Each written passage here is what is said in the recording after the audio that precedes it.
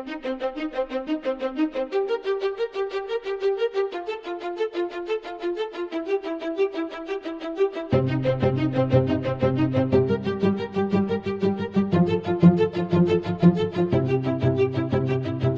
everybody, it's Friday, February the 9th, and this is How to Restart a Church, a spin-off show where I, Pastor Trey Comstock, and my dear colleague, Pastor Emily Larson, talk about how to make church happen, or how to make church happen again. This time, we are looking at something a little adjacent to our normal topic of discussion, but it is something that made me really think about the nature of modern church. So we watched, it is called The Bubble. It is a film by Valerie Blankenbyl, a Austrian filmmaker, and it is about the Villages retirement community in just north of Orlando, Florida. This is not the only documentary that's been out about the Villages. There's also a documentary called Some Kind of Heaven that premiered at Sundance and I think made a bigger splash. But the one we watched this week was called The Bubble. And on the surface, it is what the Villages is it is just tens of thousands of acres dedicated to kind of a retirement paradise where everyone is living their best life after 65 and constantly involved in activities. And it is essentially only retirees that live there.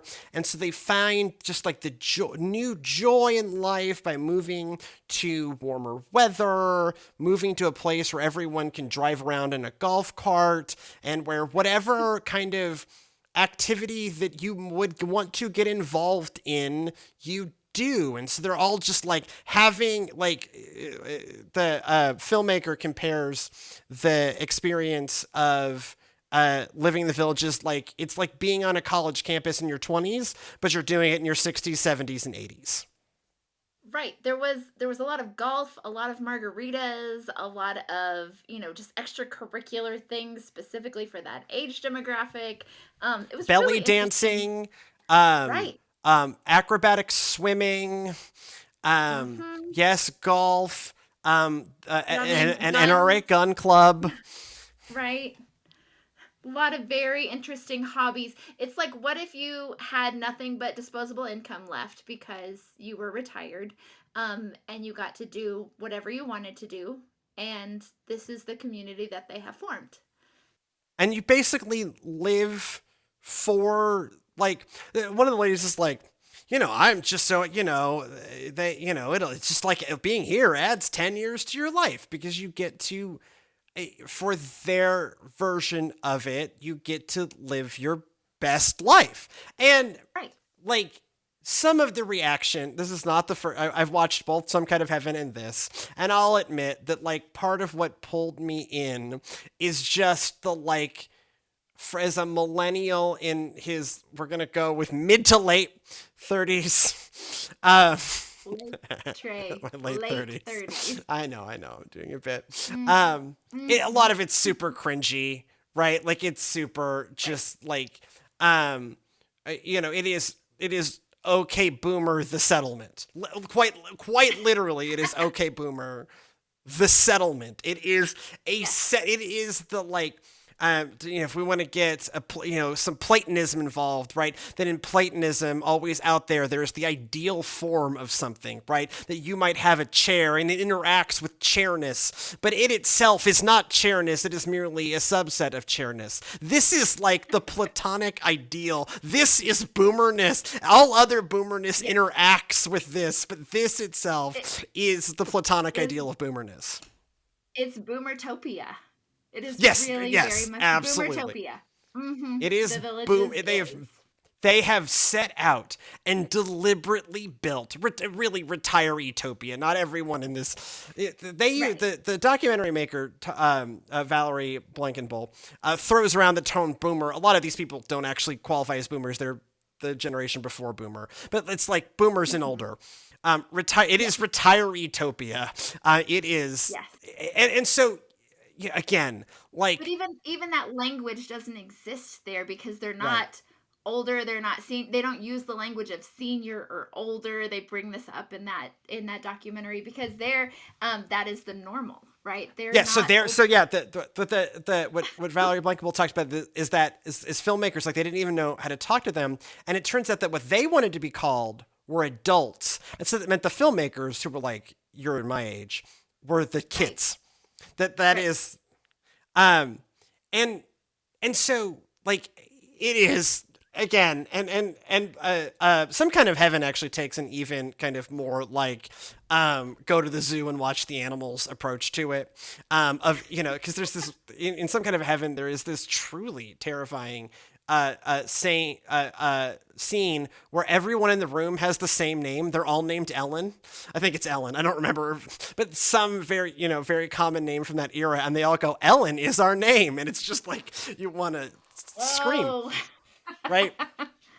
I am not actually, or we are not actually here to simply lean into how cringy it is that Ellen is their name. Because one of the themes that comes out, and that the filmmaker is deliberately trying to bring out in this, is why the villages exist. And some of it is just they have disposable income and they might as well spend it there. But some Right. of it is that one of the motivations that a lot of the protagonists talk about is they can feel like age doesn't matter. That in broader society, they feel like the old people. And when in the documentary, it was like, when you're in the villages, we're all the same age, and so it doesn't feel like age matters. But as soon as you leave the villages, everyone's younger, and you feel like an old person. And so, Right. what the villages gives them an opportunity to not feel irrelevant, or rather to feel relevant, to feel that, as a sense that as older people in an ageist society, that the world has moved on from them, but they still want to live their life and not feel like some depressing irrelevancy. And so they come to the villages and they get that. Yeah, so what they've done is created this found shared community, and are living in it, and it's a way for them to not just cope but to thrive in this sort of society. Especially they mention in the documentary those that have come from jobs where they have been the boss. They have always had mentees where they have been mentoring people and teaching people, and they have been in charge of things and running things, and then they retire. And then Yeah. what do you do? And then what do you do? And Right. and the documentary also rightly points out, like, the thing that kills you is sitting in your chair, right? The thing that's, Yes. the thing that kills you faster is holding still and not having something that gives your life meaning. Even if what meaning in the villages largely boils down to, what if you got to live at summer camp, right? What if it, Right. and you happen to be in Florida where it's summer more often than anything, and so what if Right. you got to live at a summer camp perfectly tuned for what you desire, right? Even Right. the ambulances, when they enter the villages, turn off their sirens. So that, Mm-hmm. look, the reality is a lot of people in the villages die every day, but you Right. don't hear it. Or fall and break hips or Right, whatever yeah, the yeah. case may be. I know as I started watching this documentary, I looked over at my husband and I was like, man, doctors there are gotta be making a killing on like Yeah. cataract surgeries and joint replacements. And And I mean, plastic surgery. right, there is a niche market for this Mhm. here that people are, and for even the pastor that is, speaking at the beginning of the documentary is speaking specifically to this community. I mean, that man knows his audience is retirees of people who have come from, jobs and lives elsewhere that no longer exist for them, that they have chosen this life instead to live in the villages. So it was an interesting watch for sure. and and that it starts to get at, why are we talking about this, right? Like, it is, so it's a couple of things. One is the Villages, it, to me, feels like a blown up version of the church sometimes. Of Mm-hmm. particularly the mainline churches that I have come up in, right? We, as young clergy, as folks who are often trying to do different things, run up against not just a this is how we've always done it, but this is what is relevant to us as, you know, largely a group of older folks. Right. And the church has been really good or better at catering to that group. It's run by that group. A lot of the pastors come from that age group, and so Mm-hmm. it starts to feel like the Villages in a way, but also like the Villages taking it to the extreme starts to explain like why it is that way, right? That Right. um, part of what is hard about intergenerational work in the church is the ageism of broader society. And Yeah. so when you find that niche where you do feel relevant and you feel like someone does care about your needs and there are other people around you that do have that interest, you don't that's not a bad thing. And you don't Right. really want to let that go. And when it looks like that is being destroyed, then you're just in your church home or being subjected to the ageism of the rest of society. And it becomes just another point where you feel, you know, chucked out because you're older. Right.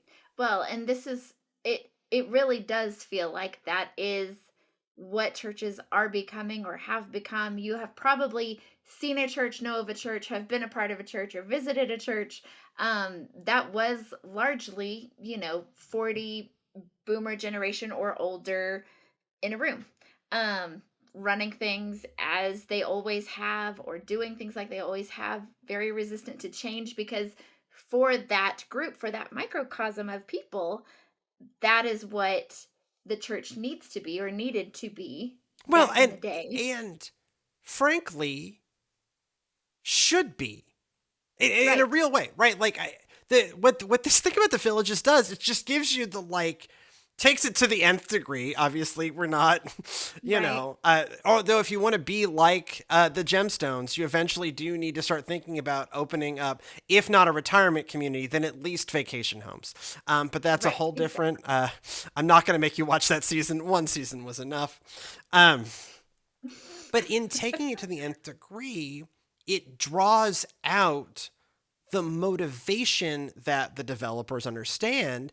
And that motivation is something that, like, you know, at least for me, as someone, you know, always seeking to change church, um, finds convicting. That it Hmm. is this, you know, as a person who spends most of my career with the other version of ageism, which is that you're the pastor. Yes, Right. I'm Yes. 30 something, have 4 college degrees and 2 children. Yes, Yes. I'm the pastor. I've had that. It was arrived in a meeting a week and a half ago. That was like, oh, I got the usual ageist questions. I said I'm a pastor. I got, oh, are you like the youth pastor? No, I'm the senior pastor. Oh, don't Right. let the baby face fool you. And I'm like, thank you for saying the quiet part out loud, right? So, yeah. So I've spent a lot of, um, if I am guilty of subjecting folks to the broader ageism of society, it does in some ways come from the harm that has been done me in On the other end on of the the other end. I extreme. mean, I have been Yeah. told I understand this is like a crime in other places, and I will not name who said it, but I have been told that there are jobs that I did not get because the church wouldn't handle, not because of my qualifications, not anything, but simply because they couldn't handle a younger pastor wanting to change things. There are Yeah. jobs I thought I would be good for, was up for, that I didn't get, not from anything to do with my ability, but simply because of my age. Yep. And again, that's like a crime. Other places in religious institutions, none of those employment laws apply. Right. And so it's not a crime. But it is like the what this documentary about the villages gets. I want to keep wanting to call it the acres. That's because it's the ageism.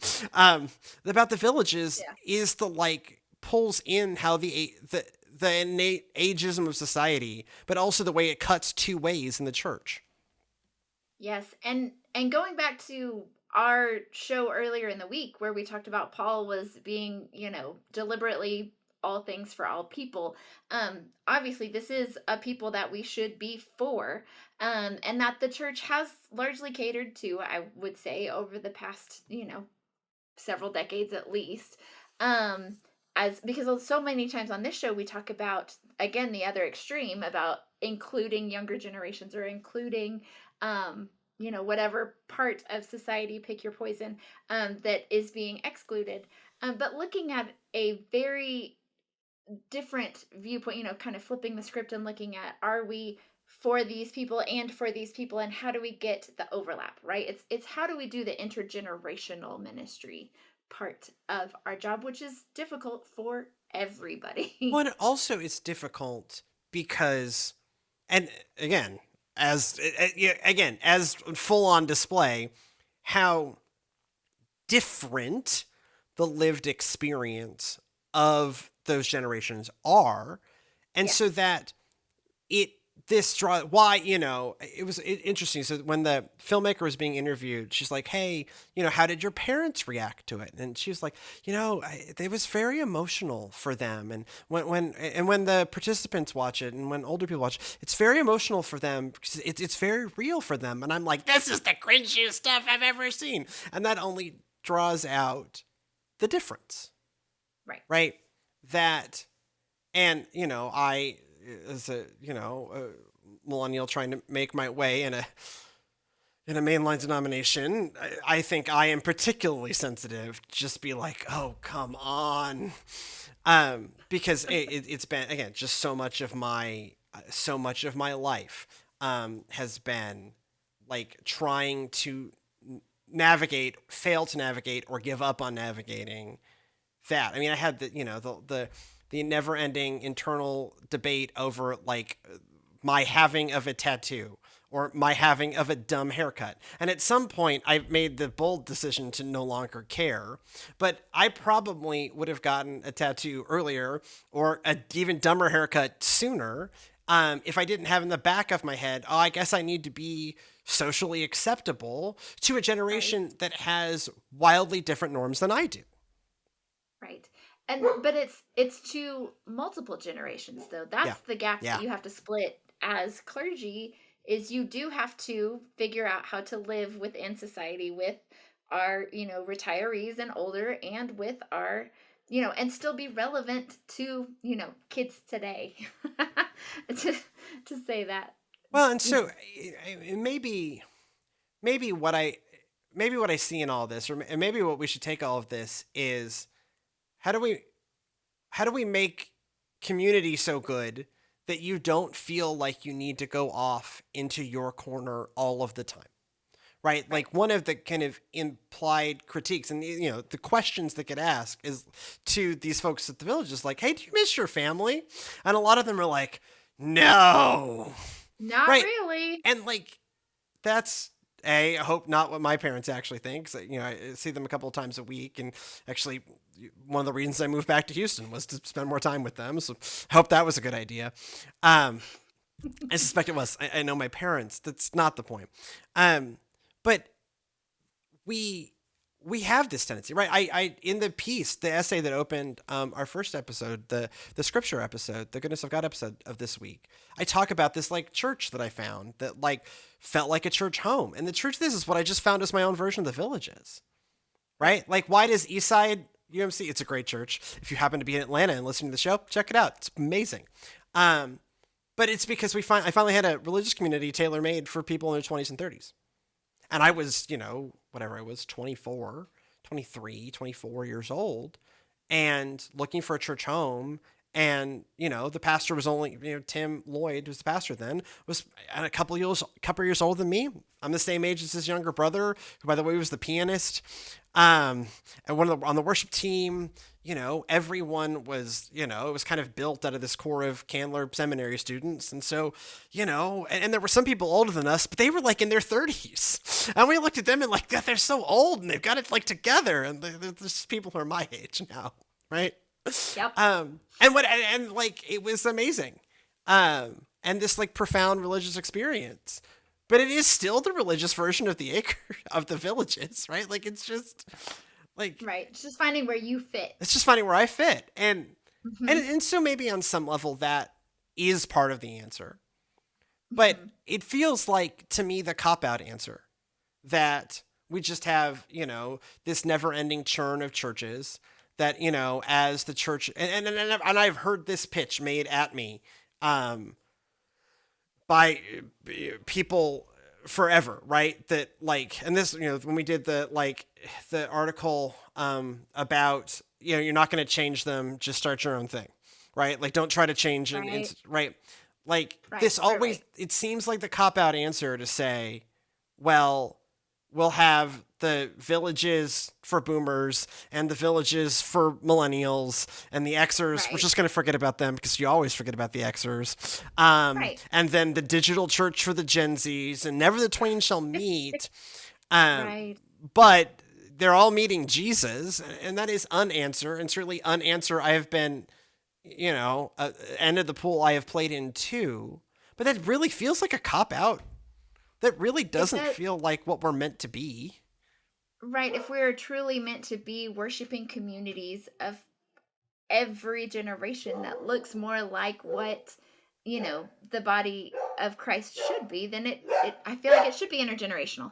It's hard, this might be one of those shows where we have more questions than answers Sure. for people. That might be that tends to be the case though, but at least maybe we're thinking critically about what does it mean to be an intergenerational church with truly intergenerational ministry. That doesn't mean, we have a good Gen Z ministry and we have a good, boomer ministry and we have a good Gen X ministry, although I don't even know what that would look like. It was family life centers. The answer is we built family life centers. Yeah. That's what we did. Yeah. True. So maybe that, isn't the answer. Having these different siloed ministries. Like, how do we actually truly do ministry? Well, some of it is, together? I think it is in the same way that like it's really hard to do in different ways, but it's playing in similar difficulties to do interracial ministry or do multicultural ministry, right? I can testify to the difficulty of, this is the second multicultural church I've been blessed to be a pastor at, and there is a lot of work and thinking that goes into how do we do this, that when, I'm running a church that is, exclusively Anglo, that I don't have to think about. It starts with language, right? It's just like, it is work to always make sure we have a translator, or I have to, because I am way better writing in English and Yenny's way better writing in Spanish. Like, there's a literal translation layer. And so we've got to work at overcoming that. And so I think anytime we are trying to do the merging of groups that often get segregated out, whether it is skin color, ethnicity, or age, it's hard. And that is why it takes God to do it. Yes. Right? But I don't, I think the convicting piece about the Villages was I should stop cringing. That's on me. It's my own, as I've said earlier, it's my own trauma. I've been through some things, friends. But also to recognize that the Villages are needed. Right? Whether the literal or like that because older people so often get treated as irrelevant, when they find a place where they feel relevant, it's incredibly life-giving. Right. And so the problem isn't that they find the place that's relevant, it's life-giving. The challenge is, how do we make an intergenerational space be a Right. place of life-giving and not a place of ageism? How do we become that Yeah. for people as the church? And so, I think in our own, our own small way, we're trying. Mm-hmm. And, you know, and as we think of, we're thinking about, like, how do we do more? How do we reach more of our neighbors? But how do we reach more of our neighbors without letting go of, the 70, 80, and 90-year-old folks that, do find life here? I think that's part of it. But again, this is definitely one of those shows where there are not firm answers. We're gonna post a link to the documentary. I recommend watching it. It is really interesting. Gets into a lot of things about the villages. But what it sparked in me was this, like, I want to laugh at this, but the case it's actually making is, man, they need this.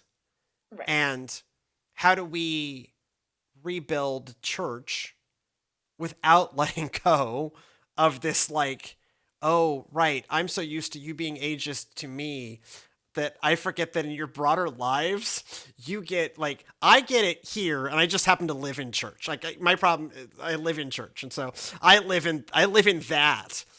But outside of this little weird world that we live in, actually, it's absolutely miserable.